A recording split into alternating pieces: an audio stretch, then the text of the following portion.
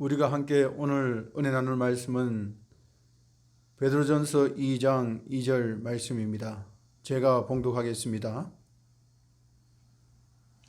갓난 아기들 같이 순전하고 신령한 젖을 사모하라.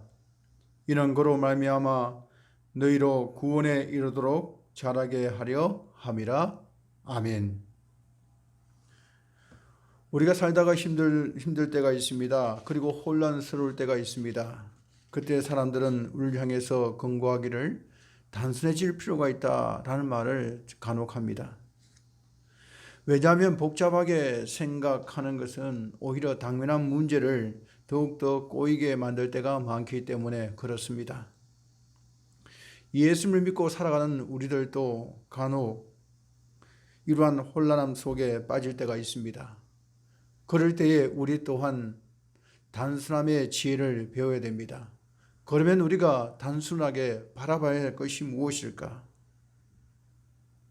그것은 바로 우리 자신의 정체성에 관한 것입니다. 내가 누구이며 나는 어떤 존재인가? 그런데 우리의 그 정체성을 우리가 분명히 알고 단순한 삶을 살아야 되는데 그 정체성을 어떻게 알 수 있는가? 우리 자신을 향한 바른 정체성을 알려고 하면 우리 스스로는 알 수가 없습니다. 우리 자신의 정체성을 알려고 하면 우리를 만드신 하나님을 알아야 됩니다. 하나님 앞에서 우리 자신의 모습을 볼 수 있을 때 비로소 우리는 온전한 우리 자신의 정체성을 발견할 수 있는 것이죠. 그래서 어제 우리는 베드로전서 1장 1절을 통하여서 성도의 정체성, 우리는 과연 어떤 존재인가를 살펴보았습니다. 지난 1장을 통하여서 우리의 정체성을 뭐라고 말했습니까?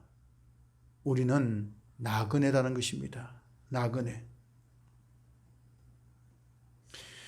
우리는 이 땅에 나그네의 삶을 살다가 장차 주님이 예비하신 영원한 천국에 들어갈 하나님의 자녀이다. 1장 1절은 그렇게 우리의 정체성에 관하여서 말씀하고 있습니다. 그런가 하면 오늘 2장에 넘어와서 베드로는 우리 성도의 정체성이 뭐라고 말씀하고 있습니까? 우리는 하나님의 말씀을 먹고 살아가는 존재이다. 그렇게 말씀하고 있습니다. 오늘 2절 말씀을 다시 한번 읽어보겠습니다. 갓난 아기들 같이 순전하고 신령한 젖을 사모하라. 이는 그로 말미암아 너희로 구원에 이르도록 자라게 하려 함이라. 하나님은 우리가 장차 들어갈 천국만 바라보면서 현실을 무의도시가며 살라고 말씀하지 않습니다. 천국은 장차 우리가 들어갈 결과라고 한다면 지금 이 땅에 우리의 삶은 그 천국에 들어가기 위한 그 과정입니다. 하나님의 백성의 삶은 결과도 아름다워야 되지만 그 결과만큼 그 이상으로 과정도 선한 것이어야 됩니다. 세상 일은 과정이 어떠하든 결과로서 말하지만 하나님의 일은 결과보다도 더 과정을 중요시 여기는 것이 우리 하나님이십니다. 장차 천국에 들어갈 하나님의 백성으로서의 이 땅의 삶의 과정은 어떠해야 됩니까? 오늘 2절 상반절 말씀처럼 갓난 아기들 같이 순전하고 신령한 젖을 사모하라. 여기에 순전하고 신령한 젖이 무엇을 의미하고 있습니까? 바로 하나님의 말씀을 의미하고 있습니다. 그러므로 성도는 이 땅의 삶 속에서 어떠한 삶을 살아가야 된다고 말하고 있습니까? 하나님의 말씀을 사모하며 살아가야 된다. 이것이 성도의 마땅한 도리이다 라고 말씀하고 있는 것이죠. 육신의 아이가 이 땅에 태어날 때에 그냥 태어남으로써 스스로 생존하고 자라는 것이 아닙니다. 그 아이 곁에는 육신의 부모가 있어서 그를 보호해주고 그에게 필요한 것을 공급해 주는 것입니다. 그가 성장하기 위해서는 반드시 그 곁에 보호자가 있어 보살펴 줘야 됩니다. 하나님은 우리가 이 땅에 살아갈 때에 우리를 영적으로 하나님의 자녀만 삼아 주신 것이 아닙니다.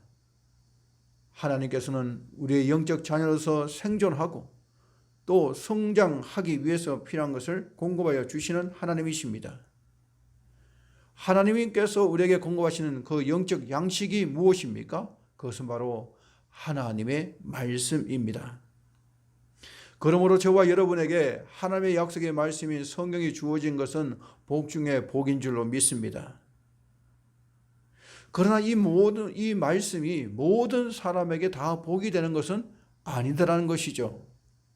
예를 들어서 음식을 편식하거나 또 음식을 먹지 않는 아이는 결코 건강할 수가 없습니다.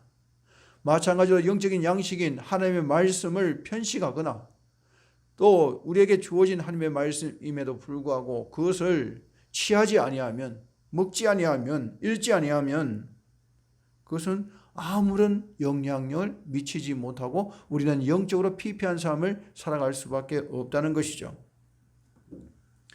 그러기에 오늘 베드로 사도는 성도들에게 뭐라고 권면합니까? 사모하라. 순전하고 신령한 것을 사모하라. 사모하라. 이 사모하라는 이 말은 명령형입니다. 다시 말해서 하나님의 말씀을 사모하는 것이 선택사항이 아니라 우리가 필연적으로 갈망해야 한다는 것입니다. 디모데후서 3장 16절에 보면 모든 성경은 하나님의 감동으로 된 것으로 교훈과 책망과 바르게 함과 의로 교육하기에 유익하다 이렇게 말씀하고 있습니다. 또 디모데후서 3장 15절에 보면 또 어려서부터 성경을 알았나니 성경은 능히 너로 하여금 그리스도 예수 안에 있는 믿음으로 말미암아 구원에 이르는 지혜가 있게 하느니라 라고 말씀하고 있습니다. 디모데후서는 디모데를 향한 사도 바울의 서신입니다. 디모데를 향하여 뭐라고 말합니까? 내가 어려서부터 성경을 알았다. 그리고 그 안 성경이 너로 하여금 그리스도 예수 안에 있는 믿음으로 말미암아 구원에 이르는 지혜가 있게 했다라고 말씀하고 있습니다. 디모데는 어릴 때부터 누구보다도 신앙교육을 잘 받았던 사람입니다. 그가 어릴 때 외할머니 로이스가 또 어머니 유니게가 디모데에게 어릴 때부터 성경의 말씀을 들려주었고 또 그를 통하여서 하나님의 말씀을 배우면서 자랐던 것이 바로 디모데입니다. 그 말씀이 지금 디모데로 하여금 하나님의 큰 사역을 감당하는 수 있는 사람으로 만들어 준 것입니다. 위대한 설교자 무디의 이야기입니다. 그가 거듭난 후에 하나님 앞에서 온전하게 살 것을 서약하고 생활했는데도 불구하고 늘 넘어졌어요. 이래서는 안 되겠다 생각한 무디는 산으로 들어가 기도합니다. 기도하는 가운데 많은 기적적인 환상들을 보기도 합니다. 또 하늘의 은혜를 경험하기도 합니다.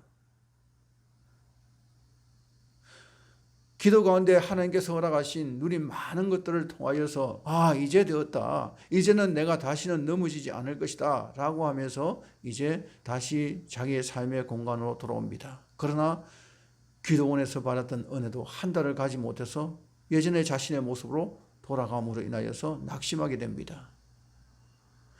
무디는 다시 생각합니다. 이번에는 내가 유명한 부흥 강사님들을 쫓아다녀야 되겠다. 그래서 그들로부터 하나님의 은혜를 더디봄으로 인하여서 나는 믿음 안에서 승리할 것이다 라고 기대하며 유명 부흥 강사들을 쫓아다니기 시작했습니다. 부흥회를 많이 다녔음에도 불구하고 결국에는 예전의 자신의 모습으로 돌아온 것을 보면서 실망하고 좌절했습니다. 자기 스스로 탄식하기를 나는 양심이 하인 맞은 사람이다. 성경적 비유에 보면 길가 마음처럼 나는 하나님의 은혜를 누리는 것이 부족한 사람이구나 라고 하면서 자신을 혐오스럽게 생각했습니다. 그러던 어느 날 문득 펴던 성경에서 로마서 13장 17절을 발견하게 됩니다. 그러므로 믿음은 들음에서 나며 들음은 그리스도의 말씀으로 말미암았느니라. 아멘. 그 말씀이 갑자기 무디 가슴 속에 들어온 거예요. 믿음은 뭐냐? 믿음은 하나님의 말씀을 들음으로 나며 들음은 그리스도의 말씀으로 말미암았느니라. 즉 다시 말해서 내가 그렇게 추구하고 그렇게 원했던 믿음의 성수, 이 믿음은 어디에서 오는가? 하나님의 말씀에서 온다는 것을 깨닫게 된 것이죠. 그 이후에 무디는 하나님의 말씀을 읽기 시작했습니다. 그리고 그 말씀을 묵상하고 그 말씀에 따라서 함께 기도하기를 시작했습니다. 이후에 무디는 어떻게 되어졌습니까? 그는 전 미국의 역사를 뒤바꾼 위대한 설교자가 되어졌습니다. 이것이 우리를 승리하게 만든 하나님의 말씀의 능력입니다. 미국의 러시모어라는 유명한 사내는 미국의 역대 대통령 중에서도 가장 존경을 받고 또 큰 일을 감당한 4명의 대통령 얼굴이 하강암 벽에 조각되어 있다고 합니다. 그 규모가 어마어마해서 피라미드보다도 더 크다고 이야기를 하죠. 그 조각된 4명의 면면을 살펴보니까 그 첫 번째 대통령이 바로 미국의 초대 대통령인 워싱턴입니다. 이 워싱턴 대통령은 취임한 자리에서 이러한 말을 합니다. 성경이 아니면 세계를 올바로 다스릴 수 없다. 그러면서 성경에 손을 얹고 대통령 선서를 한 것이죠. 또 한 사람의 대통령은 바로 3대 대통령인 제퍼슨입니다. 이 제퍼슨 대통령은 독립선언서를 쓴 사람입니다. 그 선언서를 쓸 때에 그가 한 말은 이런 말을 합니다. 미국은 성경을 반석으로 서 있는 국가다. 성경 위에 세워진 나라가 바로 미국이다 라고 말한 것이죠. 세 번째 대통령은 16대 대통령인 링컨입니다. 우리는 링컨을 잘 알고 있지 않습니까? 링컨은 성경을 통하여서 지혜와 명철을 터득했습니다. 그가 뭐라고 말했습니까? 이 세상에서 하나님께서 주신 선물 중에서 가장 귀한 것은 바로 성경이다. 마지막으로 최연소 대통령이 되었던 루즈벨트 31대 대통령, 그가 성경에 대하여 뭐라고 말합니까? 생을 참되게 살기 원한다면 그에게 성경을 주라. 성경을 주라. 많은 물질이 아니고 배경이 아니고 환경이 아니고 그에게 성경을 주라. 성경을 주면 그 사람은 참된 인생을 살아간다. 그렇게 말했습니다.